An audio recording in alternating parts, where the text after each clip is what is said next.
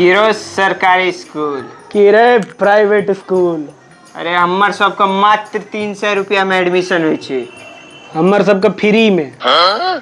Free में? हाँ तक 500 रुपया में ई ड्रेस भेटे छे, यूनिफॉर्म। हमरा सबके तो फ्री में भेटे छे, ड्रेस के पाइयो दै छे स्कूल में। इहो फ्री में? हाँ फ्री में। अरे वो सब छोड़ ना, हमरा सबके 1 घंटा पूरा 1 घंटा भेटे छे गेम्स पीरियड के नाम पर।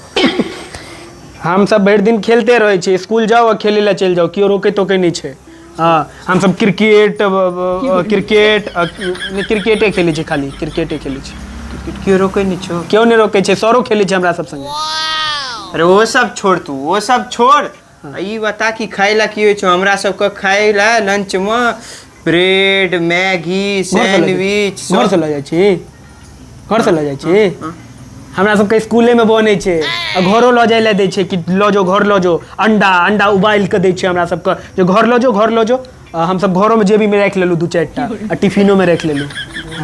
सही में रे? हाँ सही में रे। तू सुन, सब किछ छोड़। हम सब 9 बजे जाय छियै, 1 बजे छुट्टी। हमरा सबके जाइते छुट्टी भ जाय छे। क्यों पढ़ाई तराई नहीं होय छे रे? हाँ है छे, कखनो कहै छे कखनो के नहीं है छे, लेकिन हम सब जाय छियै छुट्टी। जकरा घर जाय के मन छे चल जाय छे।